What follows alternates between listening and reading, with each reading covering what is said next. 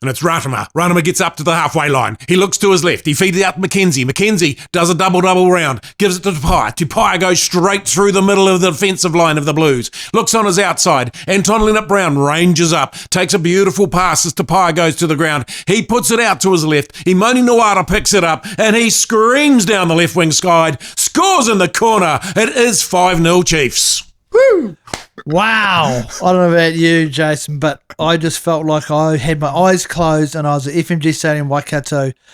It's my absolute pleasure to introduce today's guest. It's Graeme Murray Mead, better known as Mintie. He is, I guess, the voice of Chiefs rugby and Waikato rugby in the Waikato. It's a pleasure to have you here, Mintie. And Jason, thanks for having us here. And I'd love to hear a little bit about Shed Life before we get in here a little bit more about Mintie. Awesome. All right, Mintie, cheers to have you on, brother. KJ, hello, mate. It's awesome. Welcome to Shed Life, everybody. We're here. We're just having chats in the Shed Quarters bar, and we're going to have some fun chats. We had so much fun on the last one, KJ. We said, why don't we make a bit of a segment, of it? And first up, you got... Well, you're the sidekick. You got the main event. Story of my life around Mintie. So, give us the intro for Mintie. That was epic. It was so cool. I could see the players running down. You can feel it, eh? You Yeah. can smell the liniment. Yeah. But anyway, look, Mintie, we will find out throughout this podcast where Mintie come from. But I guess really we need to start right from the absolute beginning. Well, should we just hit the highlights, though? Mintie, so... Oh, yeah, true. Sorry, yeah. Cool. That's it. Help me out here. Yeah. Hamilton City Councillor. That's it. Yeah. We'll get to that at the end. That's probably not what everyone's holding their breath for. No. Commentator. What sort of commentary? Where are we going to find it? Waikato, All Sports Breakfast. Correct. You go help me out there. Obviously, the Chiefs here, Waikato Rugby. Chiefs, Waikato rugby commentator, man about town. Yeah. Husband, Nice. mate of many, many people, well connected, come out of the YMCA world, so they would like to know a little bit more about that. Speedway, absolute massive part of his history, from what I understand. So so he's sort of done a lot, but really interesting though. He's actually a bleeder. So we got a classic good bloke here, and we're going to have some awesome sports chat. We're going to have a bit of chat YMCA. I saw some Outward Bound in my show notes as well, and there, councillor, and we're just going to find out where it began, and go from there. So where did it begin, Mintie? Mintie? Raglan Hospital. To be honest, it's now an old folks' home, so I've got the chance of being born there and being dispatched finishing. from there too. I'll do the full circle, but we farmed at Waitatuna, and Dad had that initially as a rehab block back from the war. It was all gorse, and he broke it in by hand and So slowly your old built. man come back from the war? Yeah, Dad went away to war. He was, as a farmer, he was in the Divisional Cavalry. Yeah. And they held them back from going to the war because New Zealand had a lack of farmers, and he was conscripted with the army to go around New Zealand shearing sheep, building fences, and because so many had gone overseas, we were short of people to farm. He was also one of the people that was taken onto the wharves, and when the wharves shut down in the war, he was one of the army that was put into the wharves to break the blockade. Yeah, pretty frightening actually. So Mintie, Raglan, brothers, sisters? Yeah, I'm the youngest of four. The baby, the most spoiled, they tell me. I think it's the best, but I've still got a sister in Raglan and another sister down south and a brother at the bottom of the North Island who farm. And my sister has got a farm at Tiuku still, and she's been a teacher at Puketi School forever. She just retired. Nice. So yeah, pretty tight family, very tight community out there growing up. We had 1 million aunties. Yep. Local parties and things. Kids all got together, families got together, rode everywhere on a push bike, and we didn't do that. We used to chase goats around the hills just for fun until we caught them. Very fit. Yeah. Had a really cool upbringing, but primary school, you came home, worked on the farm. Dad tried to teach me to shear. He told me I was useless, and he taught just about everybody in the district to shear except me. Yeah, we had a really, really cool upbringing that we got to do everything, play sport, do stuff. I was going to ask, back then, was sport a part of your life, or, yeah. where did the sport, I guess your your love of sport, where did that begin? From Dad, really. Dad played hockey in the New Zealand Army against the Egypt, I think, in the war. Oh, really? He was also a guy with his So was he boots serving on. over in... Yeah, he ended up going, once the war got going, he went across, he served in Egypt, Italy and Sicily. Oh, wow, yeah. And in Italy, I think when the Germans were retreating, they blew up a munitions dump and he got a face full of shrapnel. Dang. Came back, was rehabbed in hospital, and then went back to war. Yeah. And he still had shrapnel in his leg. Wow. He died at, 94? Tough old rooster. Yeah. Lost both his little fingers they had to get cut off because they went all manky, and he was a hard bugger. Great dad, but a hard bugger. He ran the Waikato Golf Club, greenkeeper for the Raglan Golf Club. Was he? One of the founding members of the Raglan Club. Did all the welfare for RSA from the war, going back to all the wives of people that didn't come back. So he would be there to knock on the door with them. Yeah, we'd Wow. take sheep, and he'd cut up sheep. We'd take firewood, and right from when I'm being a little tack, I remember going with Dad and delivering stuff. So it sounds as though the love of the community that I know you have started back then, right? Yeah, very much so. Dad taught us from a young age, and so did my granddad, if you don't give, how can you expect to receive? And that's been pretty much me. As granddad was a Boer War veteran. Wow. Mum was born in Rhodesia. Wow. So yeah, pretty much always horses, and I never rode horses. I fell off a couple, knocked myself out, and that was my horse career gone. But yeah, we grew up with really cool friends. At school at Waikato, there was 27 of us. That was the whole school. And my good mate and I went from Primer 1 to Form 2. Yep. And we were the only two in the class. Wow. Lucky you were, mate. So. Yeah. Well, yeah. you probably, a bit harder, you got no mates. Suddenly, hey, who's your mate? Well, we don't have any left. But running was big on our case. Yeah. We ran everywhere. We're hellishly fit. We just ran. Rugby team, to make a rugby team, we had to have Wairitina, Tiuku and Timata had to combine to make one rugby team, sometimes with the girls playing too. Yeah, nice. It's all that stuff. It's good memories. It's great memories. What about high school? Fraser High.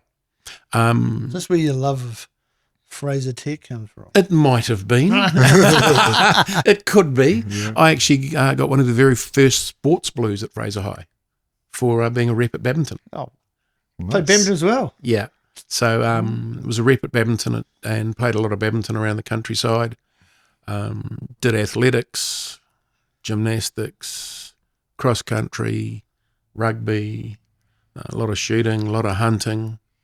You name it, we tried it. And Mum and Dad, even though we live way out in the sticks, made sure that we got to all these sports. It was just, I don't know how they did it. I really don't know how they did it.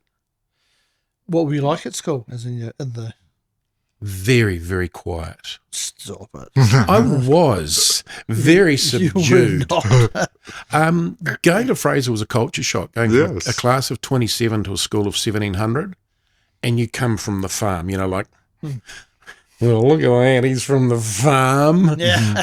And I was 6'2" at 13. Wow. And you were one of the biggest kids at school, tallest. There was a couple taller than me, but you had to stand up for yourself in a hurry. Yeah. I took a few cloutings before I realised that I'd never been in that confrontational sort of thing. So you learned. What year did you get through to in your schooling? I'd had a dream initially. I know this sounds corny. My brother went to Mount Albert Grammar, and I wanted to go to Mount Albert Grammar. But why? I wanted to be a lawyer. You wanted to be a lawyer? I wanted to be a lawyer. So was your brother boarding up at Mount Albert Grammar? Yeah, he boarded at Mount Albert. He's had belts at home with all the notches in from all the canes, and he had a lot of them. But yeah, it was in the early 70s when everything went crash and poos within the world. Yeah. And Dad said, look, we just can't afford it. So you're off to Fraser. So was that I'm just try to place that in for some of that, would that been when England joined the EU and was that when the farming money sort of like the wool price and because I think New Zealand, as people wouldn't, was virtually one of the richest countries in the world. It was. Up into the 60s, just on the back of sheep, really. Yeah. And then early 70s, it started to hurt a bit. And so I went to Fraser and still had dreams of being a lawyer. Yeah. And finished School C. And came home to Dad, and we were sitting down having a yarn. He said, you start in Allied Farmers on the 15th of January as a mechanic. I've got your apprenticeship. Off you go. This is out of the blue. Yeah. Yeah, it was a bit of a blue for a few days. It was, I had dreams of being a lawyer. I don't know why. A lawyer to a mechanic. Yeah, a lawyer to a mechanic. That's a big change. Look, it is what it is. I worked for Datsun back then and did you? Peugeot, and the old Datsun 120Y? No, before that, 1200s. Oh, the 12. And 1600s. And then the 120Ys came out, and then we got to the Datsun Sunnies. They were cool. And it was a cool company to work for because Allied Farmers then was one of the huge. It had well drilling, it had produce, it had supermarkets, it had all those things right in the centre of town. And so I did my apprenticeship there, would be leaving home at 6 in the morning, drive to town, work all day, and then we had night school from 7 till 9 twice a week, so I'd get home at 10 o'clock at night twice a week to do my trade. Wow. If I could go, Mintie, what do you think, because your father must have thought something like, why did he decide I can get you, he's got school cert, year 11 for those newer, instead of being a lawyer or going down that path, I can get him an apprenticeship here. Do you know what was going through his mind? That he's just sort of like, hey, I think that's going to set him up, or he knew you, or he... I don't know. I think Dad decided I was probably blue collar, not white collar. Yeah. If that's the right terminology. It wasn't something that was huge on the agenda around, you want to go be a lawyer? Yeah. We're farmers. Mm-hmm. And that's how things went. Yeah. And at that stage, Mum and Dad, we had to talk about it, and I was pretty ropey for a few days, and I said, I start work. Yeah. And away we go. 1961 VW 6 volt, and away we went. They had a chat with you. They told you, right, that you're off. They had a chat with me. So it's always, though, insane that there's always a choice, and everyone has a choice, and sometimes it's not. It's obviously you must be 15, 16 at this point. You can always just pack bags, see the world, do it all, but you thought, no, they probably have some. Once you'd got over the initial, did you think, oh no, my parents have probably got the best in it for me, or I'll give this a go, I'll go and see what it was, see what it's like? Yeah, well, the fact I was playing with cars and I was playing with motorbikes and I was doing all those things. Oh, yeah. So they'd noticed, so you'd already had a bit of a, well, you were good with the mechanics? I wrecked a lot of stuff on the farm, trying to play with stuff and build stuff. And it was, I think one of my first projects was a 105E Prefect that I shoehorned a console 4-cylinder motor in and made a paddock basher that Dad got so slacked off with one time he ripped the doors out, turned it upside down and turned it into a culvert. Oh, brilliant. That's awesome. I come home and my car's gone. And so were you just finding whatever was being left around the farm or in the district and giving that a go, fixing it up? No, it was more the up the road there was the Williamson family. And they've got the Cone Hill on the other side of the deviation. And their oldest son, Roddy, was a very, very clever engineer. Yeah. And they had the workshop and they built stuff. And we all had then motorbikes and we used to go riding together. And we were pretty tight as a group of mates. Yeah. And up in the hills of the Heart Crematas, once we all got bikes, we'd carry up fuel and hide it all through the hills up there. And we'd go riding up in there for days. We'd camp up there and just ride bikes and do things that 16 and 17-year-olds probably shouldn't do. Right. I remember, I don't know how old I was, probably 15, and we used to go to badminton at Tiuku Hall on a Friday night, and we'd sneak the quart bottles of DB. Yeah. Big bots? Yeah, the big bots. Yeah. Well, what we'd do is you'd take the lid off really carefully, and you'd go and drink the beer, and you'd bring the bottle back and fill it with water and put it back in the crates. So until they were shearing and they needed a beer after shearing and bottles of water had been cooled. Oh, dear. Yeah. Yeah, that wasn't clever, eh? I got caught. So you're doing your apprenticeship or your Yeah. trade. Are you playing any sport around that time? Yeah, I was still running. Yeah. Cross country, used to train around the farms by jumping the 7-wire fences. Yeah, if you missed, you got your foot in a bit of barbed wire. So there was still running, still badminton. I was doing badminton probably 3-4 times a week in between night school, and then moved to Fraser Tech under 19s and played for them. Also had the motorbikes. Yeah, we had full lives. Like, Yeah. it was full on. Great mates who just went and did everything. So I'm hearing just outside doing stuff, right? Yeah. Not stuck inside on a device. No, we didn't have devices, but my mate had an old Holden that we called the Pumpkin. It was blue and it was green, and it had the whole roof was done with double brown tear tabs. That was the roof lining. And we used to cruise into Hamilton, and we're probably 17, 18, 19. Caused a lot of trouble. No, I do remember being put in a cell in Raglan. Oh, there we go. And then thrown on the floor at 4 o'clock in the morning. I rest my told to get case. home. Wasn't But I was only 16 in the pub. I thought I was safe. it? So to move forward a little bit then, Yeah. what did life look like once you've finished your trade? And what did you go and do then? Because obviously you do your apprenticeship Yeah. and then you're looking for a job, or does Well, I met Karen in the 4th form at Fraser. in the 4th form? Yeah. Nice. We started dating on the 1st of October 1977 at Woodstock Hall. We got married on the 7th of March 1981, and we've been together ever since. Nice. How many years is that? 50. 50. Does she Coming up know 50 years. that you get a lot less for murder? Yes. She's got a life sentence. Yes. Nearly 50 years. Yeah, together. So you met in the 4th form. Yeah. Wow. How did you meet? School. Yeah, I know. Well, you didn't just. Well, we sat in maths class. She likes soccer. Hey.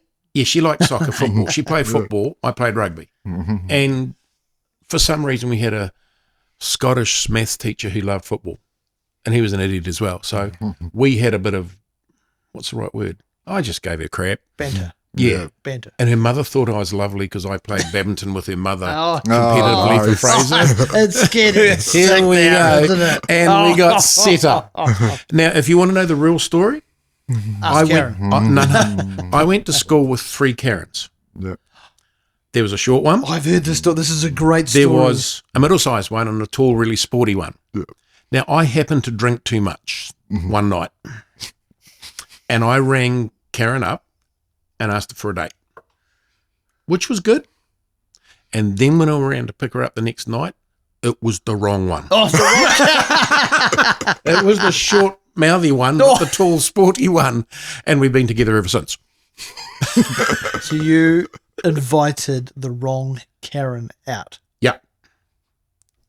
I did. So did you go on a date with that Karen? Which one? The right one or the wrong one? The wrong one. Yes. You I took her to Woodstock Hall Oh. in my V-dub. And we've been together ever since. So then, obviously, that Karen wasn't the one you wanted, right? Well, seemingly not. Yeah, let's go. Well, that is, isn't it? That's a brilliant But story. that's the dangers of drink. Yeah. Yeah, well, drunk dialing existed back in the 70s. I don't think I've rung the wrong Karen, but anyway. No. Wow, 50 years, nearly 50 years. That's Yeah. amazing. Yeah, that's awesome. So what does Karen do? What did she? Karen came out of school, and she lasted a year longer than I did, and then she initially worked for a company called Vincent Smith's Exchange in Frankton, who then turned into Tractor Accessories and Parts, and that was a importer of Vapormatic tractor parts. Oh, yeah. Massey Ferguson Ford, like genuine parts but on a pirate package, and she worked for them for 38 years. Nice.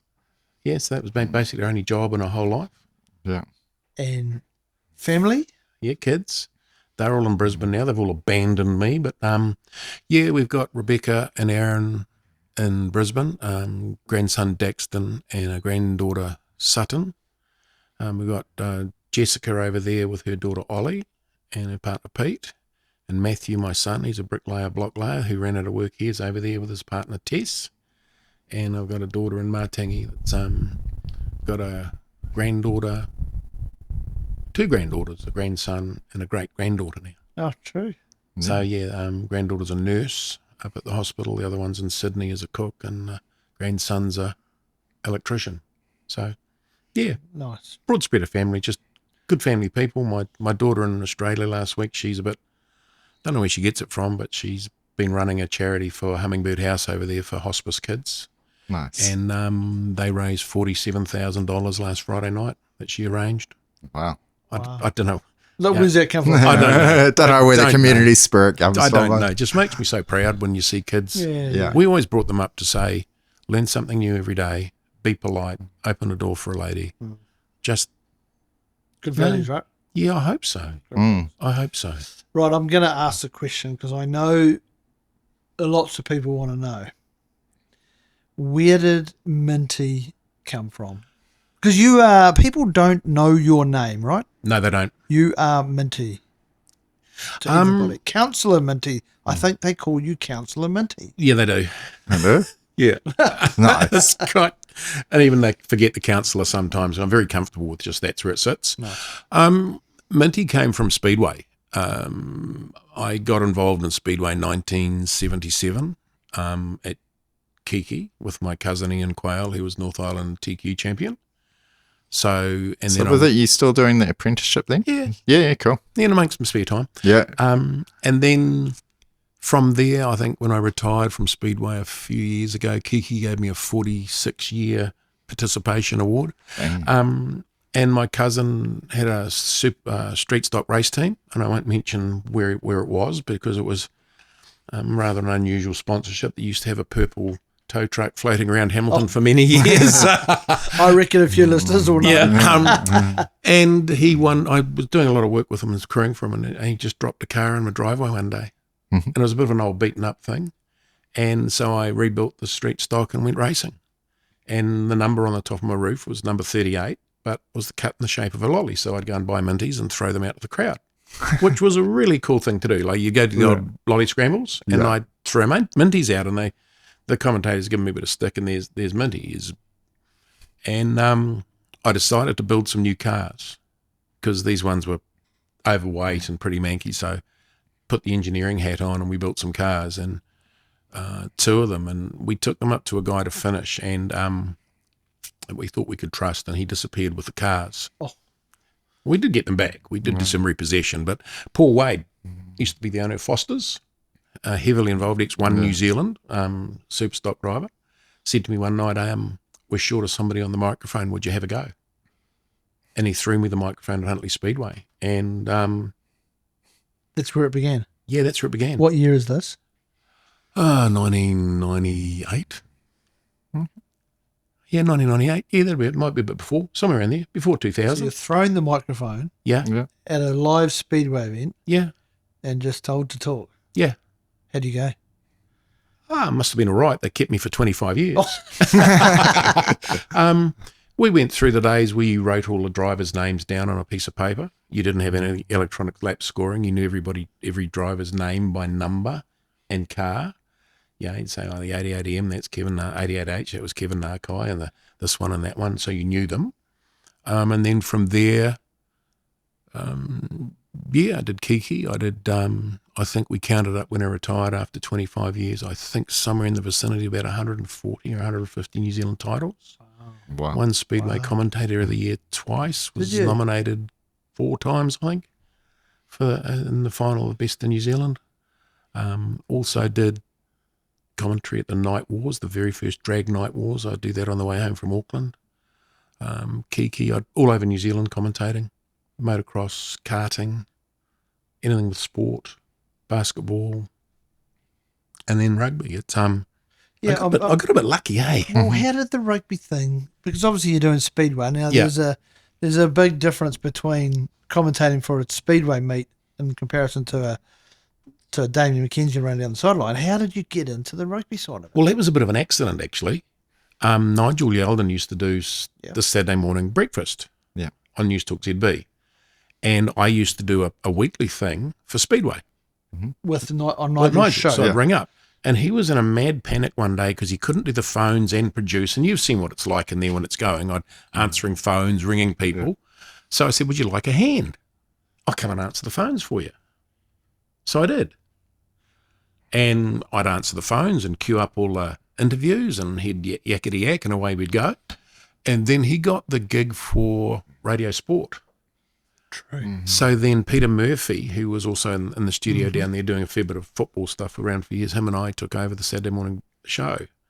So I ended up being on radio by default with the training of zero. Yeah. And then we broadcast the club final, and it was over at the Vatican, and it was on the back of a Hilux light truck. Yeah. And there was Nigel, me, and Vince Martin, Paul Martin, and we went live. And the three of us did a commentary, and somebody in Auckland said, hey, you're not bad. And with Nigel going away to the All Blacks, they said, do you fancy doing Waikato? And that's how it happened. I got a call on a Thursday and said, you're doing your first Waikato game at FMG on Saturday. Wow. Bang. And so what year places was this starting off in the rugby commentary? 15 years ago. Yeah, 2010. Yeah, about then. Yeah. Might have been a bit before, around 2010. So late 90s, start on the Speedway. Yeah. So Speedway all through late 90s, early 2000s, and then rugby. No, Speedway right through till 2021. Yeah, I say Speedway the whole way through. Yeah. Work it. And then a couple of questions, actually. Vatican, I don't know. Is it a Maris situation? So for the listeners, I'm very Marist. Yeah. He's very not. Yeah. So we have some great banter around. Well, you've got to understand that Kirioni had green and white first before St Mary's, that later became Marist, took green and white. Oh, and I played for the OG green and white North Shore Rugby. Did you? So that's where my juniors are. Fair So enough. there we That's go. brilliant. Love it. Yeah, so there's a bit of friendly banter with Marist. All the clubs, I love sport. Yeah. I don't care where, who, what, why, when, how. Yeah, cool. Sport is community. Community is sport. It's people. Yeah. And for me, I suppose I got to meet so many neat people all over the country through Speedway, through other things. I turned down in the late 70s a chance to go to Japan to look at the Datsun rally team, or the Nissan 240 RS rally team. Wow. I turned that down because I just got engaged and just bought a house at 18, 19. Yeah. But eventually ended up managing and rallying with Cameron Bates' Sabari team and Dean Sumner and Mitsubishi ITM team out of Rotorua, and won national title with them, one junior driver. So ended up crew and crew chief for rally teams for about 7 or 8 years. One of the things that amazes me about you, Mintie, is your ability to know a lot of sport and ask good questions, but you have very little notes or anything. Is that like your style? I mean, is that something that you've just accustomed to? Or? Yeah, look, I read a lot and I just follow sport, and the thing is, when you interview someone, you don't talk about their sport. You'll know from what we do. We can talk to someone about rowing, and we might have mentioned one day's training, but what about them? What do you do when you're not rowing? Where are you from? What's your interest? What are the things that have challenged you? Because everybody knows they're a rower. Yeah. But what makes up the person? And I've always been something that, what's the person? Tell me about you, and then we'll find somewhere in common. And I suppose that's made me quite lucky with who will talk to me at any time. Dave Rennie would always talk to me, still does. Yeah. Noeline Tarua picks up the phone if I ring it. Now, those sorts of people trust me to have a yard. And there's a difference between Mintie when he's in media and Mintie when he's not in media. And we've got a very strict differentiation between that with rugby teams, with sports teams. I'm not here as media today, say what you like. I'll tell you when I am. And you've got to respect that. Respect people's privacy, eh? What has been the toughest thing about commentating? 2 deaths at Speedway. 2 deaths. Yeah. Yeah. While you were commentating? Yeah. People you knew? Yeah. Yeah, that's tough. Yeah. See what I love about you, mate? You're an absolute people person. Hardest bit of that was calling the meeting off because I had to announce that. True. Yeah, it happens. Look, let's be honest. It happens on the roads. It happens everywhere. It just happened to happen in Speedway track in front of me. And yeah, it's a life thing. It's you have to take some deep breaths and do a job. But yeah, they're probably the tough. That'd be the tough. toughest ones. I mean, it's more than a job, isn't it? It was a passion. It's your life. It was a passion. Yeah, well, it still is. I would say, if I just ask though, when you get thrown into a situation like that, fight or flight, like you've got to announce, like, how do you take over and stay calm, stay professional? Like, is there training that you had, or like what was those sort of moments? Because I think that's having to operate under that level of pressure, and we're talking about commentary and somebody obviously horrific car crash has happened. A lot of them, you don't know what the accident's happened. Yeah. Right. You've seen a bad accident. A car's upside down. It's through the fence. It's on the wall. The first thing we'll do is we'll tell the people to stay back. Yeah. Kids run. Like if there's an accident, so everybody stay back. We've got radios, so we'll know what's happening down there a little bit. We'll have it in our ear. Yeah. Quite often then you'll throw some music on, or you'll get something at the other end. You'll talk about what's happening down there. Look down there, there's a bit of a queue down at the pie cart, or you'd pick on one of the sponsors, or do a bit of distraction.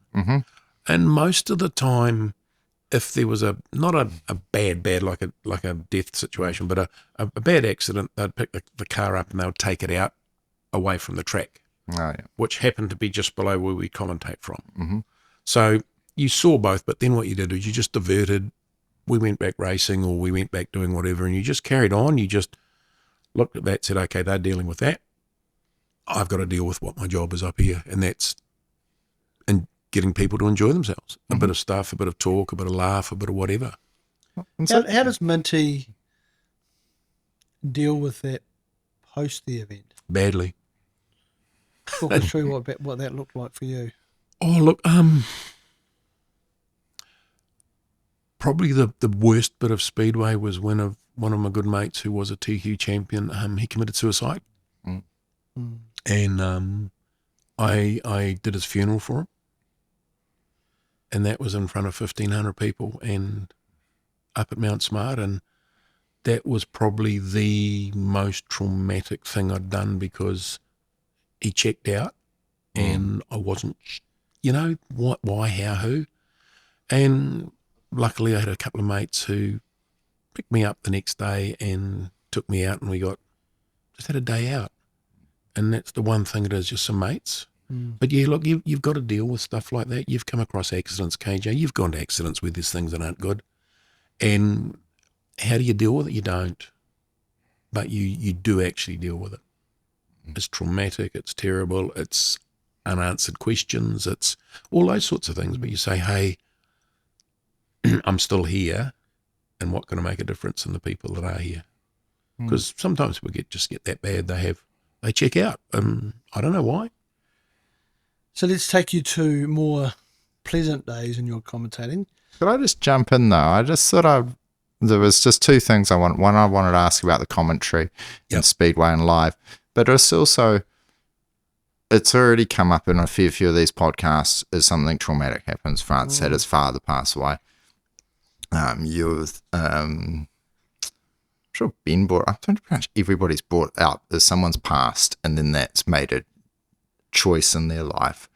But I think it's just, again, what you've brought up, and for anyone, is that choosing to, okay, I'm still alive, I'm still lucky, is how can I make sure I make the most of this time whilst I'm here? And then if you're giving and you're going out there and, continuing to serve and support others, that can sort of fill the time. I mean, I was just sort of thinking when you're saying that, God, what must your old man and, my old grandfather must have brought back from the war. Yeah. I mean, shrapnel in the face, shrapnel in the leg, rehabbed, sent back out there.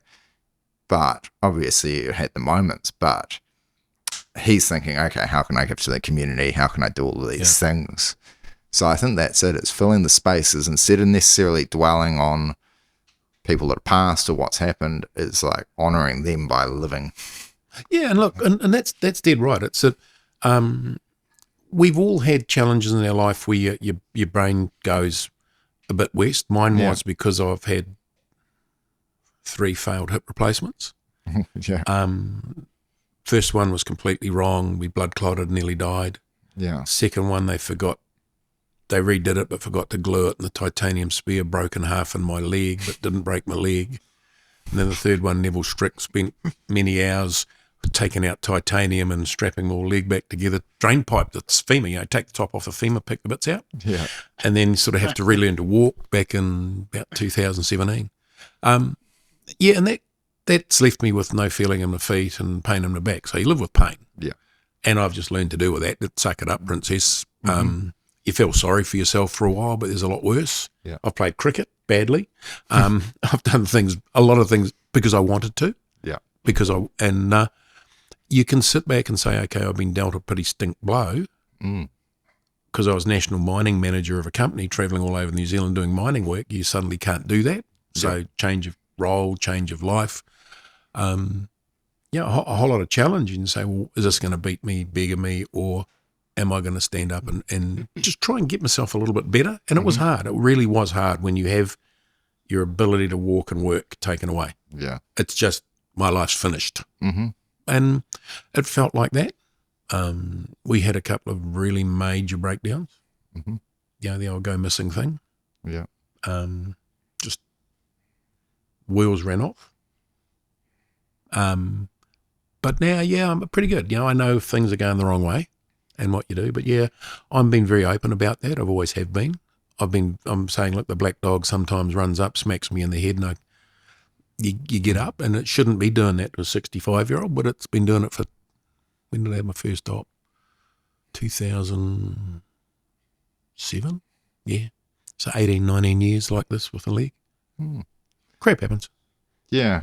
And I think it's powerful that you speak about it, because I think I've spoken to a few people about sort of just anxiety on sort of a lower level lately, but it's like, how do you deal with it? Is everybody suffers from it. I think this is the thing, is everybody suffers from the human condition, and the human condition is just ongoing levels of anxiety. What am I doing here? From the big questions, what's my purpose? What's the point? Does anybody like me? Are they all talking about me? Is like, so it's very common. But then, so how do you, have you developed any sort of little habits or rituals that you'll try and cool on? Yeah, I do. One is dropping my shoes and socks off and going for a walk on a ground before I do a commentary and ground myself. Nice. I just walk around on the grass. Yeah. If things are going bad at home, I just go for a walk on the grass and bare feet or out to the beach or somewhere and just ground yourself. It's just, you unwind. That's powerful. Yeah. It's just, because you're part of the earth. You come from the earth and you walk on the earth and you return to the earth. So there's something joining there, and that I've found that really calming for me. Interesting. And mind relaxation, meditation, because your brain is dumb things. If you whack your finger with a hammer, your brain goes, that's going to hurt, and it sends a pain thing all the way back to your head, and your head goes, that really hurts. So it starts doing this backwards and forwards, and that's what I've got when the pain gets bad. So I say, thank you for making my leg sore. I acknowledge that it's sore, but you're not going to drive me nuts about it. And away we go. And that's teachings from some really good psychologists. Like there are some amazing pain psychs in New Zealand. And it's just how you deal with it. And I've had to learn that. Karen's had to learn with putting up with me being broken. When for 50 years. Yeah, for 50 years. For 50 years. Wouldn't change much. Maybe. Might. Could. But look, life's given you just so many opportunities. It does. If you want to go find them. It does. They run out and they smack you in the face and they go, look at that. What did I miss? What did I miss? No, I don't know. Would I change anything? Not sure. You might have joined Maris. No. So then it takes me to what's a match that really stands out, or a piece of commentary or something that you have done in your Speedway or the rugby that you kind of go, if that was it, that I've nailed it. I commentated the Tiger Woods meeting when he raced Speedway at Huntley. Oh, did you? Yes. Steve Williams? Yes. So, still talk to Steve reasonably regularly now and again. But commentated the Tiger Woods meeting, met him, had a beer with him. Had a beer with Tiger Woods. Yeah. Hang on a minute. You had a beer with Tiger Woods. Yeah, just a bloke. And then Just a Good, right. bloke. and then What did he have? What drink did he drink? in Waikato. Did he? Waikato. Yeah, in Waikato. Did he? Nothing flash in Huntley. We did from there though. Had a good friend whose dad was very, very ill with cancer. Yeah. And he had a dream to walk a golf hole with Tiger. Oh. And so I rang Steve. Steve talked to Tiger. And when Tiger played in Melbourne, he flew over. I was across there as well working. Mhm. And he walked 6 holes with Tiger. Wow. And that Wow. was cool. And then that night in the Melbourne casino, we're having some drinks with Steve, and Tiger came down and had a drink with us. Yeah. Which was super cool. Yeah. But all the security people and that wandering around, it's just having a beer. And So you've had 2 drinks with Tiger Woods. well, probably more than that. But he also didn't get sometimes, if you buy me a beer, I buy you a beer. Yeah. Wasn't quite used to that, Yeah. like the New Zealand way. But you know, he's just normal bloke. Was a bloody good golfer. Mm-hmm. Yeah. It was just he was there. He unwound, but was always on guard. There was always a presence of somebody with a camera or this or that. And I'd hate to be in that monocle that you can't do anything. And I suppose he did a couple of things not so well, but but yeah, just a bloke. I suppose that's the one commentary of Speedway. Rugby, Dave Rennie's reign at FMG. Yeah. You know, 13, 14? yeah, just, yeah, yo ho, yiki kai yay. What's the difference between Dave Rennie's era and someone else? Well, we were winning. Oh. That old chestnut. Yeah, that old chestnut. But I suppose and then my first All Black test as a sideline. Yeah. And that was with Fozzie as assistant coach, Waikato. I think they played Argentina. And I was out in the middle doing interviews for Radio Sport, NZ Me, and trying to take selfies, and they took my phone off me, and I've got selfies. Oh, buggers. But yeah, those sorts of things stick in your head. My first Black Ferns test as lead commentator. My first All Black test as lead commentator. I've seen the Ranfurly Shield come. I've seen the Ranfurly Shield go. Quickly. Quickly this time. No, a lot of years ago we held it for a while. I was on commentary at Merry Drags and saw the first street legal car without a cage in it go under 10 seconds. And they put it on the trailer and sent it home because it was dangerous. Wow. We've watched cars go down there at 5 and 6 seconds. Just different things. When you're doing the commentary, just for the Speedway commentary, is it a little bit more like you're emceeing because you're also talking, the crowd can hear you? Yeah, the crowd, we had an FM system so they can hear us. Plus, it's So also they can streaming. hear it through the radio? Yeah, they can put an But earpiece it's not. Okay, so it's not actually going out on the speakers. Yeah, it so- is, but cars so bloody loud.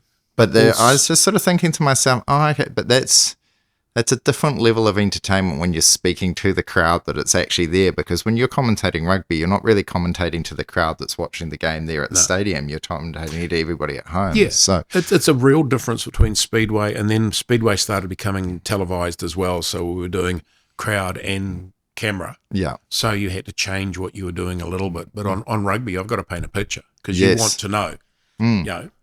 You know, Ollie Norris picks it up on the 5 metre line, 5 metres in from the left wing side. yeah, He goes forward a little bit, puts the ball to ground. The forwards go across the top. You know, Rowe picks it up, feeds it to his right open side. And, you know, then you've got Mackenzie's tackled behind the advantage line. So now you know, and they're now back on the 10 metre mark, 15 in from the left wing side, Chiefs territory. And you'll say, I pretty much know where that is. So I've got to paint a picture to you to say where it is. You can see it on TV, but you want to know where the ball is, what direction it's going, who's caught it. And then we've got the referee's comms as well. And KJ's been up there with me and seen what I've got written up on there as time, place, position, score, time, place, position, score. And we've got targets we've got to hit as commentators. So we've got KPIs that we get function to and all those sorts of things. What about, I think of the Fiji Drua. Yep. There's no Smith, Brown or Jones that play for You noticed. How do you commentate names that are difficult, or how do you get your mouth and your head around those difficult names? We'll get the teams on a Thursday.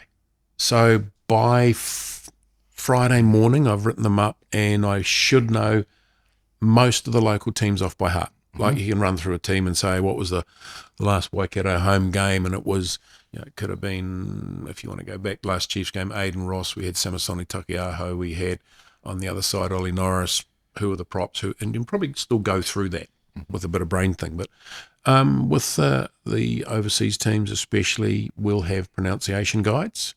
I'll also ring team managers. I'll use my son-in-law in Australia who's Tokolauian. And he's got a Samoan sister, and I'll use Greg Smith, and I'll make sure I phonetically spell it. So if you look at Jacob Ratamutuvaiki Neepkins, the Ratu would be Raartwo, Ratu, my, M-Y, Ratamutuvaiki Neepkins. And that's how and you're doing it now.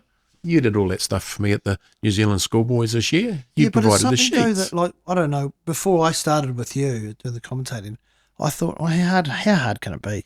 Like it is incredibly difficult. And what I get amazed by you, Mintie, is that you just, it rattles off as just like you're having a conversation with us now. Look at the way you started this today. Yeah. I felt like I was there. Which is kind of what the role is, right? Yeah. And I love the fact that you think about the person listening, whereas they've got no idea on the field where it is. So someone's had to teach you that, though. Where did you learn from? Or who did you learn off? No one. What do you mean, no one? No one. No one taught me. No one said this is how you do it. Nobody said, here's a plan. This is how you line it up. I got sort of told you need to hit these benchmarks, and when I started. What do you mean by that? Well, was this in Speedway? No one taught you? No, Speedway, definitely not. Yeah. But in rugby and other sports, no, nothing at all. Even basketball, I've tried commentating it. I'm terrible at basketball, by the way. I got no idea. But they thought it was funny when I was doing this cast. But Raw, I got rung up with a quarter of an hour's notice and went live on a basketball podcast. It was broadcast. It was, I like to prep. Look, for me, I like to be able to prep and say. Does it help the understanding of the game? Yeah. How long did you play rugby for? I played rugby for till I was 27, got concussed, and then refereed for about 16 years. Okay. Refereed touch to national level as well. So that's a deep rugby knowledge, because we sort of missed that actually. We apprenticeship, got into Speedway, and then we pretty much jumped forward from the early 80s till the late 90s. So we should recap, because some people are going to, I'm curious, then we've got somebody that is listening along, is recap it, just hit the highlights or the broad overview, but so apprenticeship finishes. Yep. Engaged, buying a house in Hamilton. Married. How much was a house? People always love to freak out. How much was a house in the late 70s? The house was a unit. It was one of 5 units on 84 Lake Road. Yeah. And we brought the back one, and it was 11 grand. Nice. It was a 2-bedroom unit, and it was just down the road from work. It was cool. Yeah.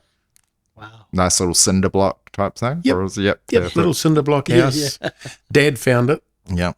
So your dad's got you a job and he's got you a house. Well, no, he found the house because it was his lawyer's daughter, or the lawyer's employee's mother, or something said it was for sale, and he came home and we'd saved some money to go on a cruise, and I think that disappeared as my deposit, so I didn't go on the cruise with the boys. Nice. So Dad's always looking out at us. He's had a hard life. He's like, no, you're good with me. You're good with mechanic. You're good with engines. You can be a mechanic. You'll always be sorted. Going on a cruise, that looks more like house deposit money to me, son. So I've got a picture in my mind. Most young Kiwis travelled overseas, right? Yeah. You haven't travelled? You've stayed in the Waikato pretty much your whole life? Yeah, Karen and I did a bit of a tour just after we got married, went overseas. Nice. Made a bad decision. Like everything looks good overseas, let's go. Yeah. Didn't do much in the way of the contract, didn't do much in the way of looking at things. Where did you go to? Norfolk Island. You went to Norfolk Island? Yeah, to fix boats. Oh, yeah. Had you fixed boats before? No. And then from Norfolk Island went to Brisbane. Lord Howe Island, then on to Brisbane. Yeah. And then came back home because we had a house here. Yeah, cool. So, dumb decision. Look, I'll put that one up as dumb decision. Came back and did a bit of mucking around, did a bit of diesel time. So went from petrol to diesel, heavy earth mover. And then started selling, got a job for NCR, National Cash Registers. Right. I So went to what the- year was that? Like, Oh, roughly when you that were... was early 80s. So early mid-80s. 80s. So you got kids now, married with kids? First one was born 1985. Okay, so just before kids though, but Yeah. you just thought, okay, I've done my time on the tools. I wanted something different. Yeah, I want something. Yeah, I go give it a try. You know. So I walked into an American company called National Cash Registers in a beige suit, brown shirt, and no tie. Yeah. And this guy employed, and he goes, "You've come here for a job like this with no tie." I said, "Well, I don't own one." And he employed me, and that set me on sales thing from there. So I went through selling for NCR, and then into working for the company. Karen, And were you cold calling for Oh NCR? yeah, 100%. It was Yeah, door nice. walking.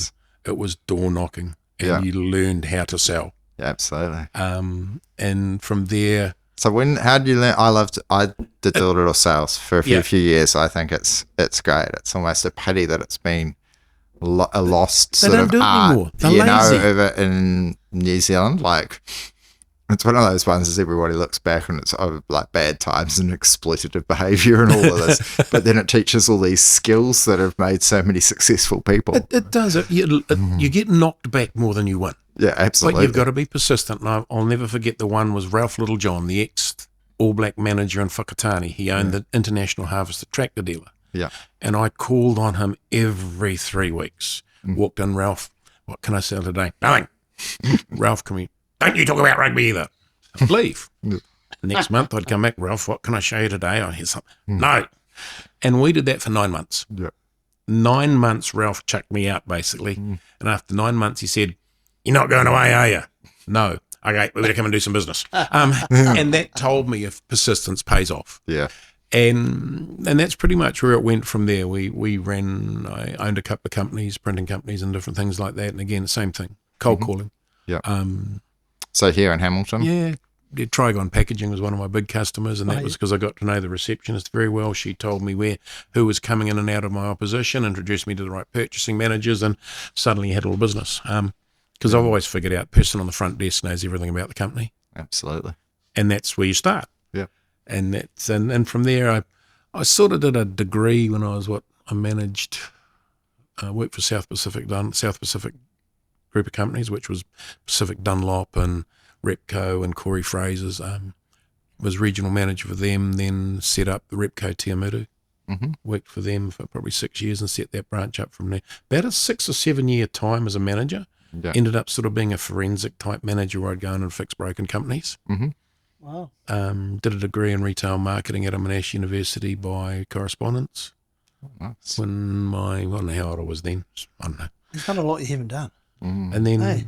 from Repco, we Yeah. went into what followed Repco. I went and helped a mate out in Auckland for a month with a company, and that ended up 18 months of driving to Auckland every day. Yeah. Didn't you somewhere get involved with tyres? Yeah, I ended up working for Michelin New Zealand, and I became Earth Mover manager. And we provided, I don't know, I remember the day that I rang the boss from Stockton down in Westport and said, I've just taken half of Bridgestone's business, and that was with lots of zeros. And I mean, that was lots of zeros. So, yeah, but I travelled all over New Zealand doing mines, port tyres. There were 2 of us trained, one from Bridgestone and me, and cutting tyres open and tyres in New Zealand. I was one of them. So, yeah, that failed. When my leg failed, that job disappeared. Which leads me to another little industry you got into, the YMCA. Yeah. So this was Post the the tyres. second operation. And I didn't know what to do. And I saw this job at the YMCA because So this is 6 years ago now. yeah, it's about, this was what, probably 10 years ago. Oh, 10 years. Yeah. But I just sort of go, because I think lots of people these days, probably in all times, get pretty obsessed with their career. You know, like, am I on the right path? I've been chatting to a lot of the young guys I know, which is via the kids, but 18, 19, 17, and they're pretty concerned that they don't have the life plan mapped out. And there's no way that you could map out the Graeme Mead life plan. There's no way you could map out the Jason Davis life plan. But then it's also hard to sometimes say, it's like, hey man, if you work hard with a positive attitude and you just keep trying every day, chances are it'll turn out right, because they sort of think that there should be more to it than that. But what would you, if you were saying to somebody that was starting out now, what was made for the keys, just a few of those keys to success? For me, with trades, blue-collar trades, get a trade. Yep. Don't care what it is. Mm-hmm. If you can get a trade, you've got it for life. If it's welding, if it's mowing lawns, if it's building sheds, if it's whatever, get a trade. You got a certificate that sits with you forever. Mm-hmm. Then you can do whatever you like. Yeah. And from so many sports people I've met, that they can be okay. Yeah. Eric Murray was an okay rower. Mm-hmm. Then he decided to get good. Yeah. And you start looking at the sports people I'm meeting and talking with and the youngsters. Mm-hmm. And I always say to them, the only thing holding you back from being the best you possibly can is yourself. Mm-hmm. You can be a world champion if you want to. Yeah. If you decide you want to be the best builder in the world or the best salesperson in the world, you can do that. Mm-hmm. But you don't have to have a plan.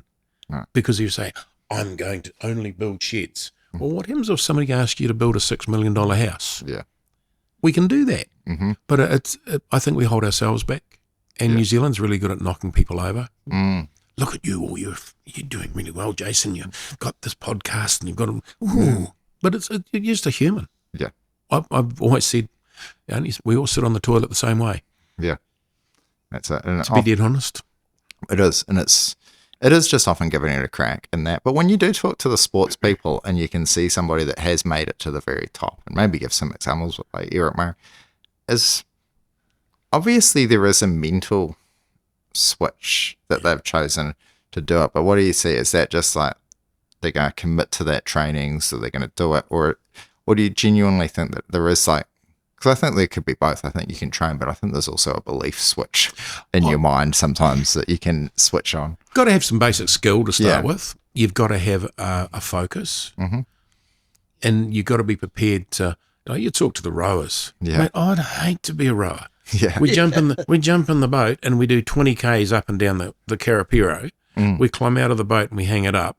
We then do another 2 hours on the erg. Yeah. And then we go for a bike ride in the afternoon, and that's a easy day. Mm-hmm. And they're doing it 7 days a week, but they've chosen to be the best in the world. Mm. Don't have to be. They've chosen to do that. And you've only got a short window. Mm-hmm. Same with rugby players and those sorts of things. You can see it. You can see it, KJ, that the way they hold themselves when they walk onto the field, their presence, their stature, their focus, a whole lot of things. And for me, I barked on for years about how good Simon Parker was going to be, didn't I? And he didn't believe me. And I said, this guy, if he can get injury-free, will probably be one of the best sixers we'll ever have. Mm. But he'll never walk past me without saying g'day. Yeah. Shake your hand, come and say hello, well-grounded. But, man, he had something in there. And they laughed. You didn't laugh at me, but you said, nah, not going to happen, Mintie. Yeah. Didn't you, you sods? I did. But, yeah, I see a lot of good players. Yeah. I get frightened when they're coming out of first 15 and chucked into seniors. Mm-hmm. We see a lot of kids getting hurt. They get hurt. Their bones aren't strong. Mm. Look, let's say you took Zach and your boy comes out of St. John's, first 15, 18, playing first 5 or whatever he might be, and the first person he runs into tackling him could be a Sam Kane. Yeah. What's Sam going to do to him? Smash him. Cut him in half. Yeah. And we've got to be careful about playing them too soon. But some neat people in the world. Like every time I look, I'm just privileged. Yeah, it's my privilege. The YMCA, we fixed that up. That went from being broke to the biggest after-school care. What was your role with the YMCA then? I was centre manager, Waikato manager. Here in Hamilton? Yeah, took it.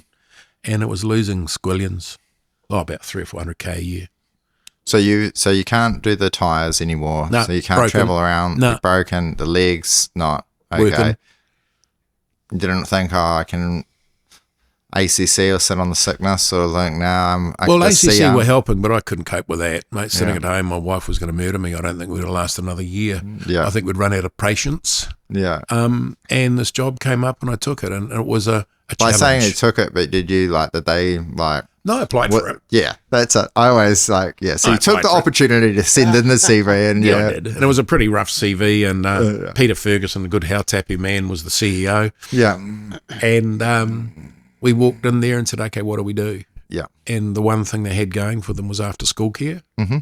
So within 18 months, we turned that into the biggest after-school care program in New Zealand, with about 900 kids a day across 14 schools. Wow. Like it. Employing 130 people. Yeah. So what did you have to change around? Like when you walked in there? Yeah. Mindset. So mindset of the staff. Mindset of the staff. And what was that? What was the mindset when you turned up in that? It had come from being in council. It was pretty average because they'd been hammered. Yeah, like we need money and we just brought it back and we want funding, we want this, want that. And I said, well, I've always had a policy of my door's always open. Yeah. And any employee I've ever got, family comes first. Mm-hmm. And if you have to take some time off, I will pay you. Yeah. If you have to go to your family, I will make sure they're there first. Mm-hmm. And family first. Yeah. And entrusted staff to make good decisions. Mm-hmm. You make the decision, I'll back you. Yeah. Make it a second time. If it's wrong, we'll have a discussion. Make it a third time, we might have to have a deeper discussion, but I back you. And they just got passionate about what we did. He looked after them. You know, we made sure we did things like if they had kids, they came to the programs for nothing. Yeah. We made sure they could bring them to holiday programs. We made sure that they felt valued. And then once we got to the schools, the big sell point was the teachers. They had their kids for their meetings. Send your kids over. Yeah. And we'll look after them while you're having your meetings. And we had some great relationships with schools. Just brilliant. And we just grew and grew, right even next door to your house. We took that one over. I took Puketaha School over and did the after-school care there. But we had, I remember at Endeavour, they were having a school meeting and they came out and stopped their teachers' meeting to see what the hell was going on. And the Waikato general manager was in there playing crocodiles, chasing kids all over the paddock. You know, it was just fun. It was really fun. And when I was there, I did my fitness degree as well. So I became a qualified trainer, taught boxing. Not much hasn't done, eh? No. It's a full life. They're the best lives. So. But they are. Yeah. No regrets. Some regrets. Yeah. Can I go down the Hamilton City Council route? Yeah. You've just been elected onto council. Yeah, I need my head read. Councillor. Yep. Why put your name in the hat? I suppose I've always been community driven. That's just the thing Dad's left with me and Mum's left with me. So Rex Peterson and I were having a beer in Dinsdale one day and he said, let's form Dinsdale Community Action Group.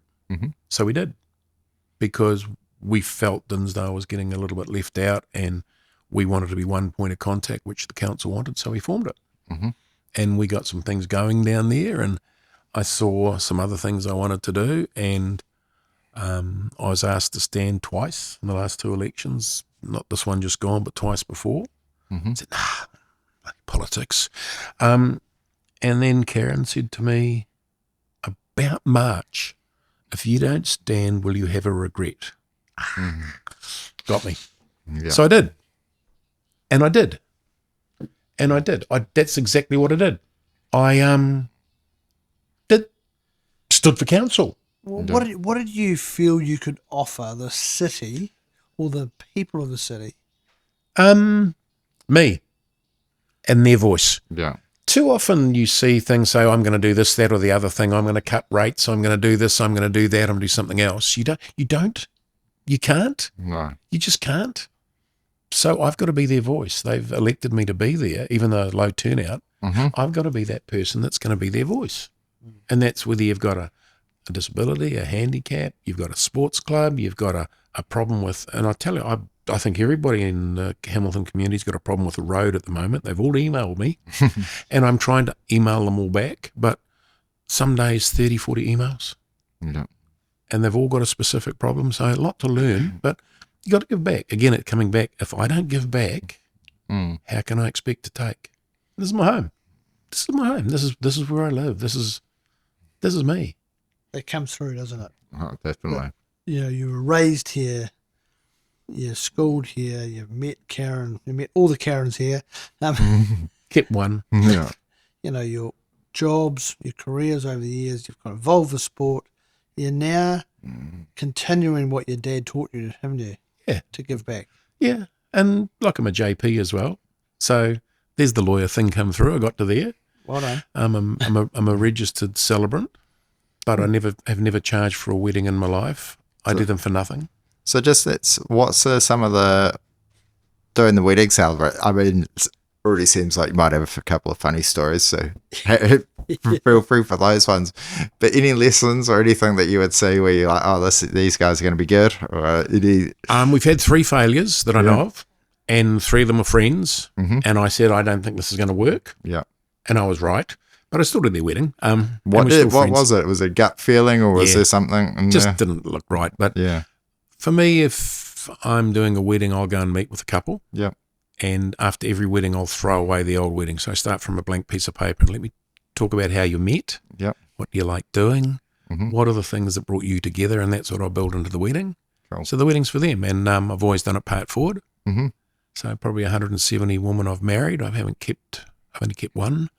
And I've done a few funerals. I don't like the funerals, but mainly for friends. And that's probably the biggest thing when a wife or a husband rings up and says, can you? Yeah. I find it very hard to say no. Mm. I'm on the board of Brain Injury Waikato as a volunteer because that's sport into there, and they're a hell of a good organisation. And on the JP board, on the Community Grants board as well. So For all those people that you've married, or when you see them coming through, and obviously it must be close, it's just caught 50 years, is what's the keys to success? What have you, I'm gonna Yes, take, dear. I'm going to take Yeah. Yes, dear. take some notes on this one. look, no marriage is easy. No. And Karen and I have had all sorts of problems and challenges throughout our life because of, health, homes, all sorts of things.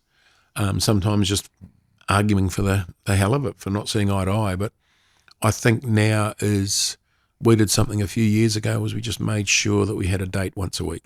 Yeah. If the kids came, that was cool. If it was just us, but somewhere we just did that time. Hang out together, right? Yeah. Like we still walk down the street holding hands. Yeah, nice. It's only so she can't get into a shop to spend, but we do hold hands. Yeah. No, she's really good. And that's probably, I suppose, the one thing. Mm-hmm. It's just taking that time.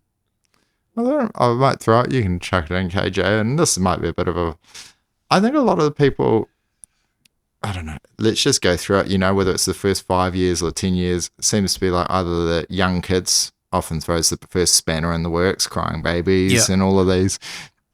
Then it could possibly be the teenagers. By the time you get to that point, you've sort of haven't actually spent any time together, even though you're there, but you're just sort of looking after them. But were there any times that you thought, it'd be easier to end this and go separate ways, but the harder option was actually staying together and working through it? Yeah, And heaps like- of times. Yeah. Heaps of times. Like a lot of my job took me away a lot. Yeah. So sometimes Karen was 2 weeks out of 4, she was at Yeah. mum, dad, household, kids, doing all those sorts of things while I was all over the country, living to work rather than working to live. And I thought I had to climb. When you climb the corporate tree, you've got to get to the top. You've got to be the best you can. You've got to be competitive. And I've been all of those. And But was that pressure from your mates and people around you, or no, was it's that pressure on yourself? myself. Yeah. Just putting pressure on myself because, I'm a mechanic. Yeah. I haven't, and it was even in the council elections. Yeah. Everybody's been to university. They've all got degrees. And I'm Graham Mead. I'm a mechanic. Yeah. But I worked my way to national management of companies. Mm-hmm. And I suppose I'm quite proud of that, but I'm very hard on myself. Mm. You know that. You'll come in and say, geez, that was a great commentary. And I go, no, that was stick. Mm-hmm. Yeah. Isn't it? You've seen it. Yeah. Yeah. I mean, you, again, it just flows from you, the passion you have for people and for people to enjoy listening or being involved with you. And that's something that I see it every time. But, you want to make sure that if Jason's listening, he feels as though he is out on the paddock with the team, or, like, or your weddings, that you obviously make it where it is a very, very special occasion. So, Yeah, look, and I don't, the thing is I'm funny at weddings. I don't take my photo with the bride or groom. Mhm. It's not my day. Yeah. It's their day. that's fair. And I suppose the toughest thing in the last 3 weeks is resigning from one of my jobs I do as contract, which is teaching apprentices in the motor industry. So I teach 14 trades, Right. and I teach kids who have probably challenges with learning and literacy. Mhm. Right. And I think probably 160 odd apprentices I've got qualified over the last 7 years, but it's just not going to fit with the work with council as well. So, but we'll sit with them and I'll teach them, train them, go out to the workshops with them, all that stuff. We've had them, we can't get to trade schools. I've paid for them to go to trade school. I've paid for them to get clothes. They come from some pretty tough backgrounds. So give them a start. And they still ring me. We've got people that ring me probably from 20 years ago that I've trained. That's cool. They just That's get, really what should I do here? Oh, what are you asking me for? So you're kind of giving dad advice, aren't you? Yeah. Yeah. You spend more time with the apprentices giving advice as a Yeah. dad and a mentor, and they call us a mentor, so it's as much about their lives as it is about their trade. Man, some of the kids out there got some crap lives. Oh, yeah. So the council life, Yeah, you've only been in it a few weeks now. yeah. Is it what you thought it was going to be? No. It's a lot of reading. It's a lot of going into regulations. It's understanding what's going on and how things will work. Karen will quite often give me a stir up to say, look, you're still up at 1:30 in the morning reading. Mm-hmm. I want to know. I've got to know. I need to know what I'm into. I'm loving it though. I really am. It's a new challenge. You go through. You say I'm 65. I turned 65 2 weeks ago. I'm the only pensioner on council. I'm taking on a new challenge. Mm-hmm. That's why I said I need my head read. Yeah. But I don't. It's. I think I'll keep giving until I can't anymore. Mm-hmm. What would you talk about the kids that have the crap life, and we can't wave a magic wand and make crap lives wonderful lives, unfortunately. Yep. As much as I think we'd all wish that you could, I think this might be not the current vibe of the month, but it's almost like the human condition type thing that I think there's always just going to be that. What do you see that, and would you tell those kids or somebody is that, what turns a crap life into a good life? Like, what do you see when you're somebody, what are decisions do they sort of have to make for themselves, and what sort of, steps could they put in place to get through it? Because you must have seen so many come through. It's a sense of belonging. And somebody asked me at a training the other week, if you could wave a magic wand, what would it be? And I said to put everyone in a home. Because if you've got a home, you've got something to hang on to. Mm-hmm. You've got a purpose. You've got a base. You've got some sort of belonging. Mm. And we did a lot of work with at-risk 12, 13, 14-year-olds. And we fed them when we took them on adventures, and we set up our charity and we had a ball with them. But they went home to problems. Yes. Mm. So it's a generational thing. And it's been through generations. And it's not just ethnicities. No. It's everybody. Mm. And it's, how do you get on that home start thing? How do you get to that first house? Mm. How do you get that first step up? And a lot of them say, what can I do? Yeah. Well, you can do anything you want to. Mm. But again, sometimes they just fall through the gaps at school, or they don't want to, or haven't seen the light. Mm-hmm. When they do, it's like, yee-haw. But, and it's hard. If I could wave a wand, I'd put everyone in a home. Mm-hmm.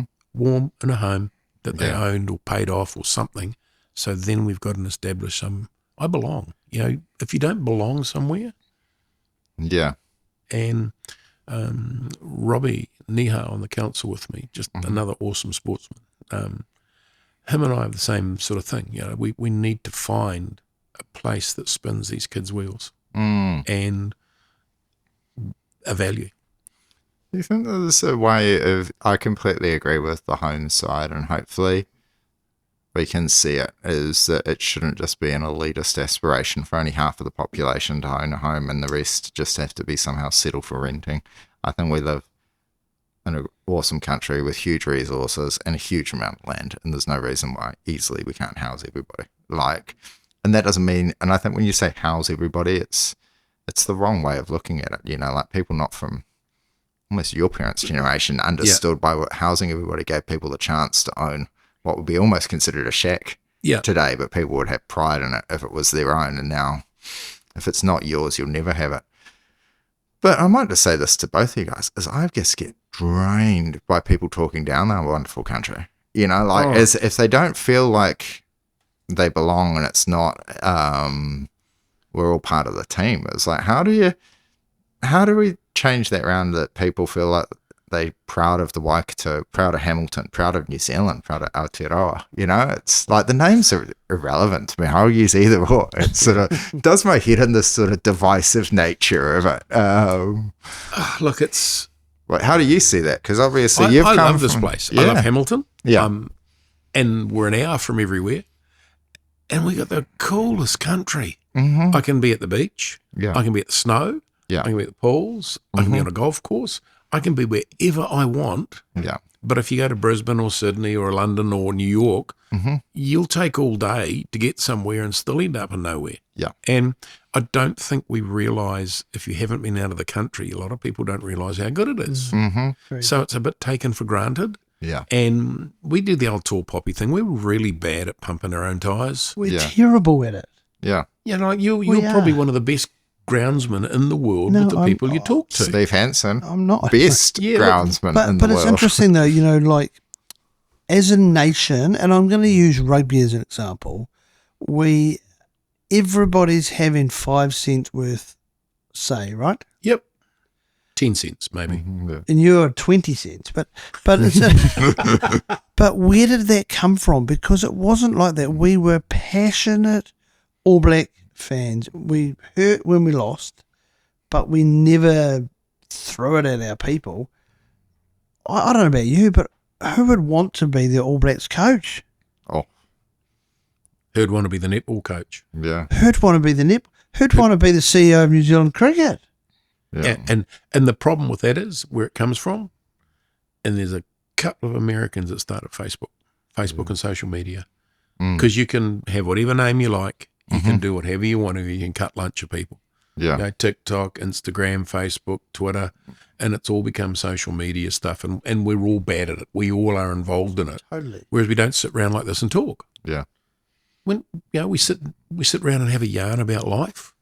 And if we got that honesty out there and said, sometimes, and you kind of go, if there's an issue, like I heard Ken Rutherford say, why don't you grab some big bottles of Spates, go in the changing room and carry on drinking until you've got the issue solved, then come out. And you kind of go, that's old school how we did it, right? But you kind of go back to some old school values to be able to get over some of the things that we're dealing with. Yeah? we're too afraid to offend. You might offend someone. Very PC, aren't we? Well, I think it goes. There's two, because I'd say that because it's almost, you've said two diametrically opposite things, which two things can be true at once.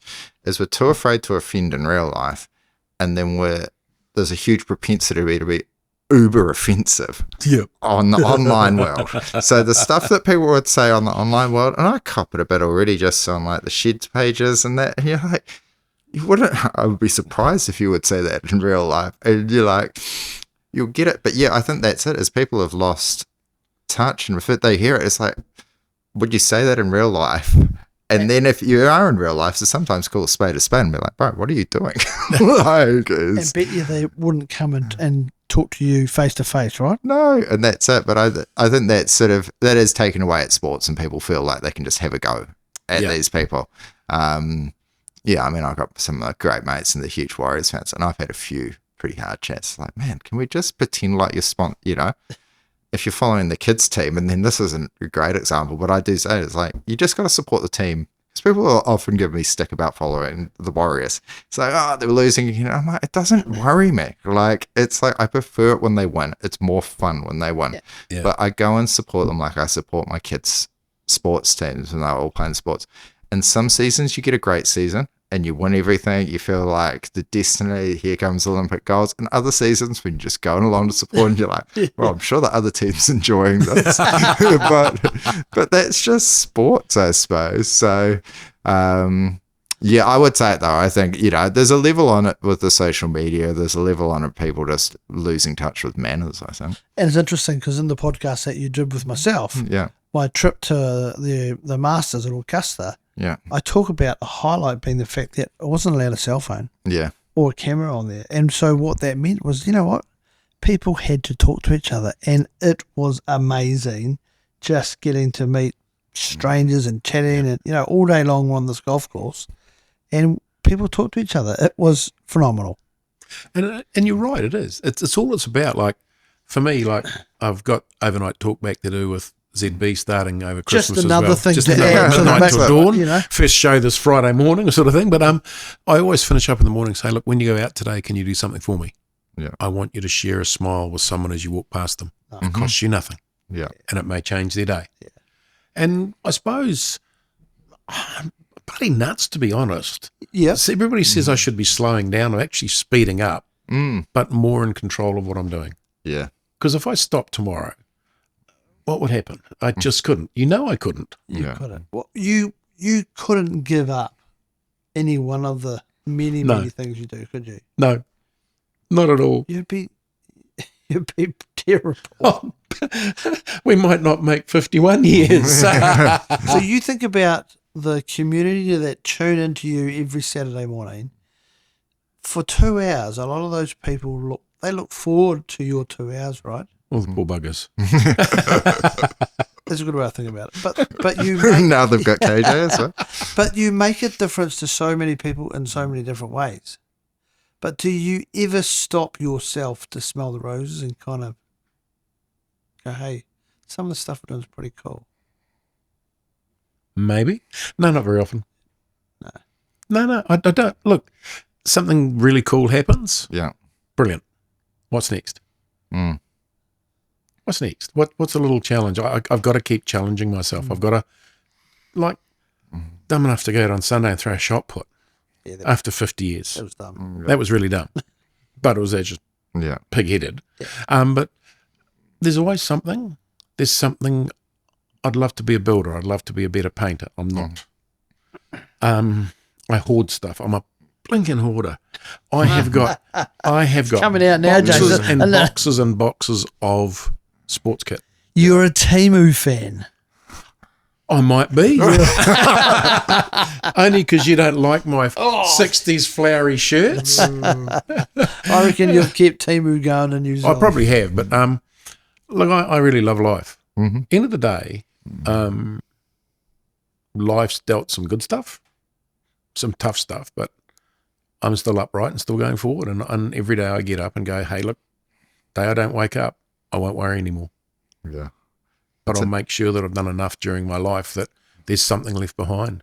That's an epic way of looking at it. I'll just go through just rounding it out, but some of the highlights. So you get to call it when the Chiefs won the Super Rugby finals? Yeah. So what was that like? Like, what's it like calling those? Or give us a bit of an insight as to calling some of those, calling a Super Rugby final. How do you let a little bit of a parochialism get in there, or are you keeping it cool? You can answer that. It's terrible. No, he's passionate. Yeah. And I got Steve Gordon next to me, who's even worse. Yeah. You your emotions to get away. Look, when you have a win, it's almost euphoric. Yeah. When you have a loss, it's completely flat in it. You walk back upstairs and there's Gordy and I just about crying in our hankies. Yeah. Because that's the passion that we have for our sport. You're living the moments of these, you're sharing the moments of these sporting heroes to a lot of people listening in, right? Yeah. And Malcolm Jordan, he said, you get a little bit excited and loud, Mintie, when somebody's scoring. I said, well, yeah. But you in your crescendos, like you want to be going, look, and the ball's come to the left side. They've made a couple of metres forward. They're laying on the ground. Ryderman has gone and got the ball. Giving it to Mintie. McKenzie cuts through and he's got right on the score. And you've got to do that. And that's where it goes. Yeah. And people go, ooh, what happened? And you got to take that passion to people. And that's my everyday passion as well. Not just sport. It's just. Oh, it is. Without the commentary, though, it's like you put on the rugby and you put it on mute. And I know that I would last like a minute or two, and then I'm like ADD out of there. I wander off. You've got to have the commentary going on and telling it. And I mean, I think that's why. I'll set you a challenge. I'll set you a challenge. Turn the volume down and commentate it yourself. Yeah, that would be fun. And get somebody to record it. It's easy. It's not easy, but it's interesting. I've given commentary a go. I've commentated a boxing event. I did that earlier this year, and it was infinitely harder than I thought. We gave it a good go of it, and then I listened back on it, and I was like, "Whoa!" Yeah. All I use are filler words. I was like, "Oh yeah," and go boy, go. Yeah. Yeah, it was good. We did a good. People had good feedback, but yeah, the challenge of doing that is extreme. What are the famous commentary? Can you relive its famous commentary moments from it, or like things that you look back on and what comes to mind that you're like, man, that was cool? Oh, saying dumb things every Yeah, now and again. yeah, Something give it just to falls us. out. It was like the new winger for the Chiefs, the All Black. Alright. Eh? No, the other one, the short one that made the All Blacks Oh, this yeah, year. Carter. Carter. Yeah. He scored a try and he ripped through the middle. I said, he's jumping round like a rabbit on heat looking for a friend. And Steve Gordon's looking at me going, What have you just... and he's fallen off the chair. I remember another day I was doing commentary about cramp in my bucket hip Yeah. and I fell on the ground and Steve Gordon just looks around and goes, so he started commentating and he's trying to pick me back up. And Well, what about the moment, though, doing the radio show on a Saturday morning, and you have texted me and said, help, you need to come and take over. Yeah. And I've turned up, and the studio is pitch black. Yeah. He's lying on the floor with a migraine, and he said, you've got 15 seconds, you're going to be talking to Eric. And I'm like, I've got nothing. But you had migraines from your eyes, and it was, what is that? yeah, I've had a massive migraine, my retina detached that day during the show. It just tore for some reason. And I'd done most or bit of it, and I got back up and did a couple of interviews with you, and I just let you go. So I stayed to the end and then went home. Yeah. But I mean, it's live radio. The show's got to keep going, it right? does. You can't turn it off like it. No. Thank goodness you're in town. I don't know what I would have done otherwise. We'd just sort of played music and tried to get through it. But crap happens sometimes. Yeah. It does. It's just, Yeah. It's good. It's so, live sport. have you done hockey commentary? Yeah. So, yeah, I just rather watch hockey. It's so damn fast. How do you commentate something that goes that fast? There's yeah, I agree. players running on and off, and you can't know who's playing where, what, how. Mm-hmm. But yeah, hockey's a great sport. Yeah. They got a great centre down there. Yeah. Yeah. There's some cool sports. Yeah. Like, all sports cool, but Oh, yeah. What other sports? What other ranks up there? And obviously you've talked rowing. So have you commentated the rowing or just interviewed rowers over no, all the mainly all interviewed sports? rowers. Been out to the centre out there, Yeah. and you get to meet world champions, and Yeah. they're just humans. The humans that love the grind. My daughter did rowing, and I've been involved did a few years with the rowing at Holdaki. It was cool. I did some of the strength and conditioning, and I was just blown out doing a couple of workouts. It's cool. What they will put a 14-year-old or a 13 or a 14-year-old through in the rowing program and think, oh, no, that's just a junior year, is you would struggle to put a professional athlete through in most of them. But man, she's a key to success. Actually, Aiden, when he came on here, I was like, what really changed your rugby career when he was at Hamilton? Aiden Johnston. Mm-hmm. And he was like, I did a couple of years rowing, got big, strong, like he was already big, but he got strong, he got fit, the discipline. Well, you'd have done Harricky. You'd have worked with Campbell Clayton Green. Yeah. He was an apprentice under me at Datsun. Yeah. He's a mechanic by trade. Yeah. And he was the stroke for the New Zealand Rowing 8. Yeah. That's the small world of the Waikato. So he married Williams. It'll come Delwyn That's Williams. Right. And so Delwyn's father grew up in the house that I'm in, and her grandfather built that original house, which will be somebody mentioned on one of your posts. Don't they say a small world? I'd hate to paint it. Oh yeah. But I think he met Delwyn young too. Yeah. I think they've been together for years. He was I don't know how he did the rowing and mechanicking. Mm-hmm. His training program to represent New Zealand and work was just insane. So then you're such a busy man. Mm-hmm. You're 65. Yeah. Most people were starting to think about playing golf or playing bowls or whatever. Well, you won't take me to play golf. No, that's fair. Yep. Taking on the counsellor thing, like. Yeah, what do you want to achieve on the council? Like what? Obviously, I can sort of get some of the passion, but what? There's one thing to just take it on, and or maybe I sit saying maybe that's why I did it, but I want to keep rates low. I don't like. I don't know, dogs in this park, or I want dogs in that park, what did you think? Because I've thought, like, people go, like, Jess, you could run for council, or you could do this, and you're like, I wouldn't want to go through honestly, I think, anyway, I'll say it, is it's not nearly as run by the councillors and the mayor as it was run by an unelected bureaucracy. And then you're going to be up against the unelected bureaucracy that at this point generally looks after, like they do it and bless it, they're going out to do the service. But sometimes if you're just caught up in your own world, I know somehow the YMCA was tucked into is people can lose track of the service or how much you can actually get done in a day? Well, first thing I did, most important thing, was walk into the reception in Garden Place and go and introduce myself to all the receptionists. Yeah, nice. Took them donuts. Yep.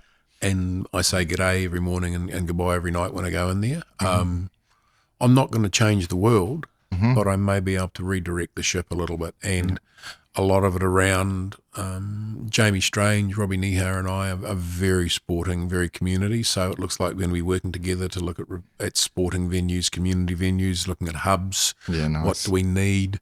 A lot of work to do with Tainui and the iwi and hapu to make sure that there's interaction there.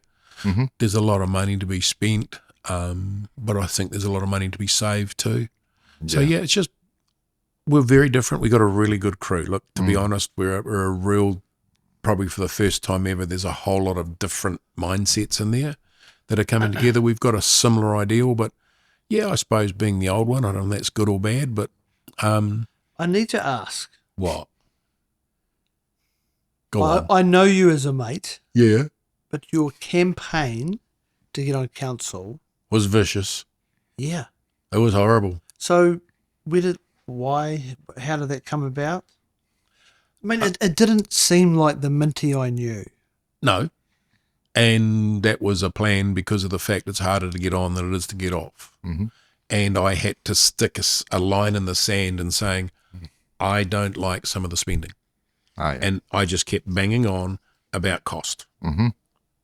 This is the cost. This is the cost. This is the cost. This doesn't make sense.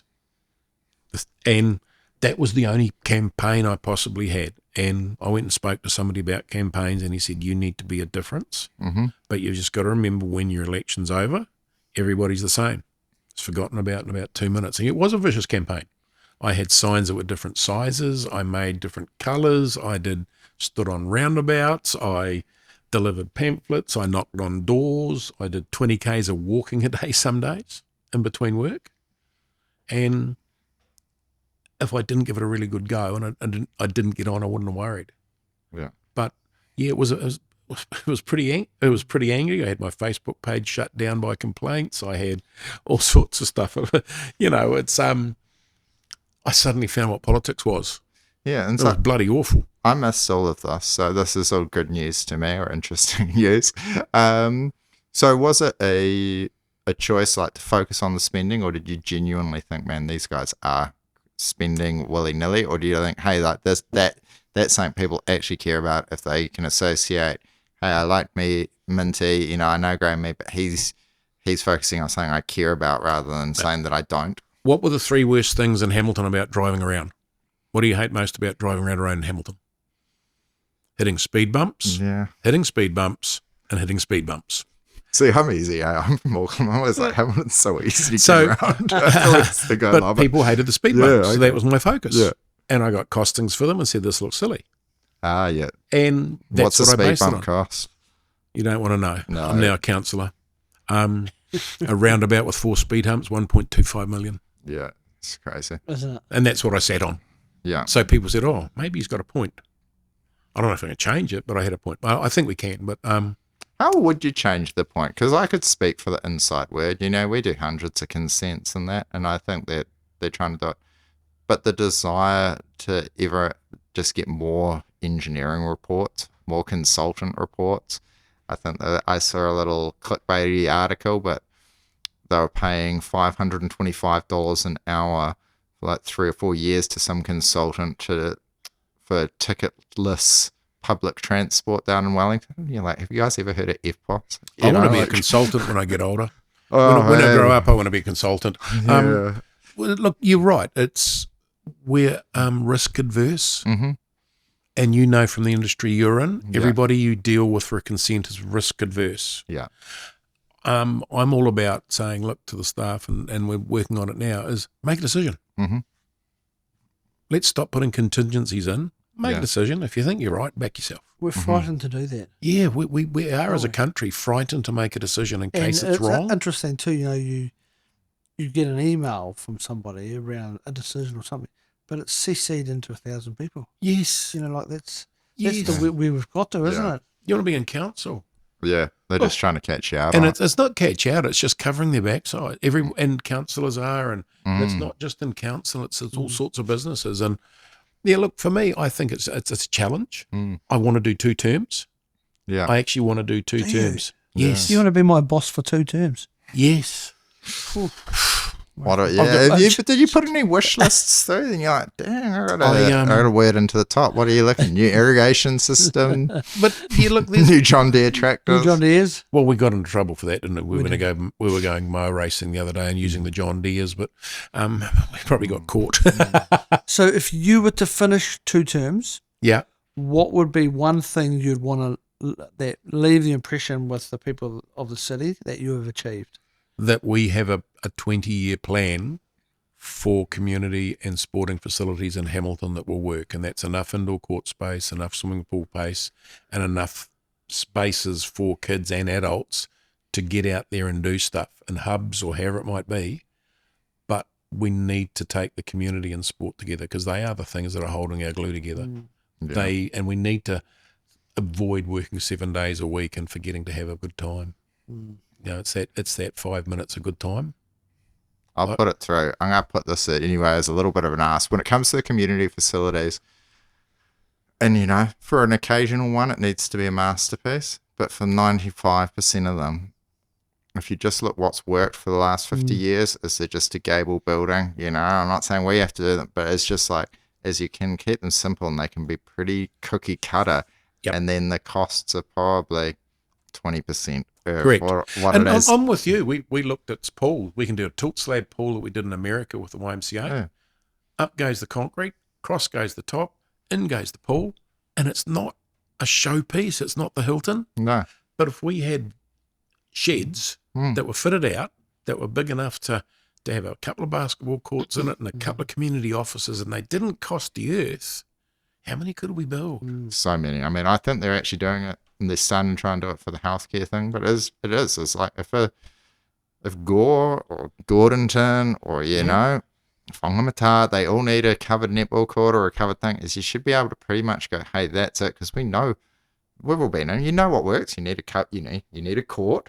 You need some changing areas. You need a little bit of a storage space. I think, Jason, and I apologise for cutting in on you, but in New Zealand, there's a bowling club at every little town. There's a golf club. There's a bridge club. There's a croquet club. But we actually need to bring communities together and have a hub. Yeah, well, I think that's it. But you get, I mean, we send this on the plains, man. We're getting deep into local politics. It's so hard, though, because you've just got so many people that are going to go, but the rugby club doesn't agree with the football club. But that's the challenge. Everyone's trying to keep facilities going, trying to grow their memberships, and there's not enough people. People don't volunteer to run clubs anymore like they used to. Back in your dad's day, they would have done everything, right? Well, you've been president and chair of all sorts of different things, like I have, coach, baggage boy, all that stuff, because you did. You have to. I mean, that's what. Yeah, to me, that's what we should be doing around our communities. I think so, but that's if you can get that. If you can get to and from. If you're lucky enough to be able to work one job, ideally, got time after work and you can be able to do it all. I think we should just most memorable races you've called. You said Tiger Woods. Yeah. What are the highlight races? I would just like to finish like the fight. We'll just have to resist the urge to talk local body politics. We'll go away from that. That's it. Let's just talk. Speedway would be Stratford when there was the New Zealand stock car champs down there, and after the 2 nights of qualifying and the 3 heats, there were 3 cars who were equal on points, and they had a 3-way runoff. Oh, wicked! To win the New Zealand title, and that was that's cool. It was won by a fella from over the Mount, but the 3 of them crashed each other for 4 laps. That was probably one of the best meetings I've been to. Can you give us an example of a Speedway commentary if you're commentating that? Because I love this. Take me into the moment. I feel like so done world champs. No, not quite. You've got a screen in front of you with all the names on them, and if you go through and say, "Hey, it's Rotorua and it's World 240s," and there's 26 cars on the grid, and they're all got screaming V8s in them, so very noisy. But you'll get very difficult to call them in the first corner. You might have the first 2 or 3 you run through the grids and you'll say, look, the 14R is Steve Axons. He's sitting on the front row, on his outside is the 971 of Jaden Ward. And then into the first corner, they've gone. The 26 cars, and it's a freight train. The outside cars are up the wall. There's 1 or 2 upside down. Ross Ashby and the 38M's on upside down. He's in friend of the big tank. Oh, there's cars on top of each other. The red lights are on. It's a bloody mess. And that's probably the first corner of a speedway race. And that's at the Worlds. You have used your hands. Like, you get right into it, don't you? Oh, yeah, I talk with my hands. Sorry. No, it's great. But it's really cool to see, though, that just as soon as you start commentating, like at the moment, you're not using your hands to talk to us. As soon as you go into commentator mode, it's you're like, you're there, you're in the moment. Yeah, a lot of great world champs at Rotorua. They've been awesome. They just 2 nights of insane stuff. My skill probably became a little bit more than commentary. I became a bit like the V8 supercar guy who does all of the technical shit. Yeah. Oh, yes. Yep. So I'd go round with the cameras and we'd talk about types of diffs. We'd talk about how they change diff ratios, how they change gearboxes, even down at the stage of tyres. Oh, nice. I'd have a heat gun and the sun would change tyre pressures because you're critical on tyre pressures. Yeah. And then I started telling these guys and showing them the differences in tyre pressures. So they were putting wet rags across tyres to stop the tyres overinflating and blowing off the rims when they were getting hot. All those sorts of things, all that technical stuff of how does a car Look work. at you getting excited again, Mintie. Yeah. I'm sorry. No, brilliant. But it's about suspension. It's about setup. It's about making a car go fast or doing things different to somebody else. And some neat people. Look, but they let me into their lives because I'd jam a microphone in their face, tell me about your car, big crash, a lot of damage, angry. I've seen people chase people through the pits with crowbars trying to hit each other. Just stuff you remember when you're sitting like this talking, stuff comes back in your head. And can I ask you a question though, Jason? Sure, man. What do you want to do? You're here as a manager, you're doing podcasts, you're giving back to a thing. Yeah. Is there something you said somewhere along the line, what could I do if I had a chance, what would I do? In life in general? Yeah, why not? Well, it's good. I'm part owner now on Waikato Sheds. Brilliant. So that takes care of the career side. It takes care of I want to do something productive with my life. And I don't think there's much more productive thing you can do than actually just building buildings in New Zealand, because it's whether it's for someone's private cars and that. What I like about it is where I live, which is Campbell Greens and this sort of thing, is the Williams family originally built the house, and then Granddad Williams with his kids built all these sheds that I'm still living in and using today. And so I think if we do the job right, people like KJ's shed, it's KJ's will one day won't be there and it won't be his shed, it will be somebody else's shed. But if you do it right, that shed will be there 50 years. Probably if somebody cleans the gutters and that, why not 100 years? Like the structure will be there. So that sort of takes care of it. Then by being able to do well in business gives me the opportunity to help out the boxing club, and then it's helped out the league club, then it's helping out like the rowing. It's please don't send me more requests, but it's like help out the hockey. So you're helping out all these things. And that's led to the podcast, and I've thought, I've listened to lots, but it's mainly Americans, and I bless them, but they're talking to people and I got so much out of it. And I was like, there's so many good Kiwi stories. Is how do I uncover them locally and then have them, so just people can get to hear it and share with it over. And then just taking every day. On one hand, I'm like, that'd be great. And hopefully I get to see out a double innings, live to it, forever. But then if it all ended tomorrow, I'd be like, well, I'm happy with where it's at, Guess what? Yeah. You're just like me. Yeah. You really are. And when we're not different. No. We all have the same values and the same ideas. Yeah. And it's really cool when you get to sit around with people and it's not like-minded. You just realise a lot of people are so the same. Yeah. And if you get an opportunity, take it. That's it. May not always work. No, but then I think one thing leads to another, or if you get an opportunity, give it a crack, give it a go. And then if you put your best effort in, so if you just try better than before, but if you just try to do your best every day, you can't really fail, because one job might lead to, like you've done it with the sales career. I've had a similar, like multiple roles being a salesman is like being a professional rugby player or something. A few people get the luck of being in the same club forever. Most of us get to change club every couple of seasons. And then the coach is the sales manager. They're changing even more regularly. But if you're working hard, you're doing the right thing, you're being good. You know, I've certainly seen it. When you feel like one door slammed in your face, you don't realize what the next one will be that will open up into it. So that'd be cool. Yeah, look, it's Nice. life's cool, eh? Life is cool. I think we're probably. I feel like we're wrapping it Well, up. Yeah, I think there. we should probably wrap. But I think, Mintie, mate, thanks so much for the time. I've learnt a huge amount about you. You and I are pretty close, but there's stuff today. And I really did love the fact, tough for you to talk about it, but, you know, the Speedway loss, you know, that stuff. But really nice to see the real Mintie.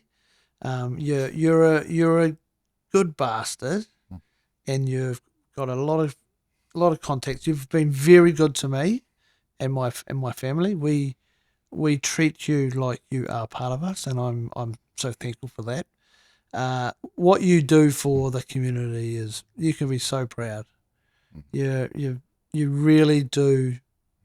You're a community man through and through, and you know what? It's so cool that come from your dad. I think that's really special.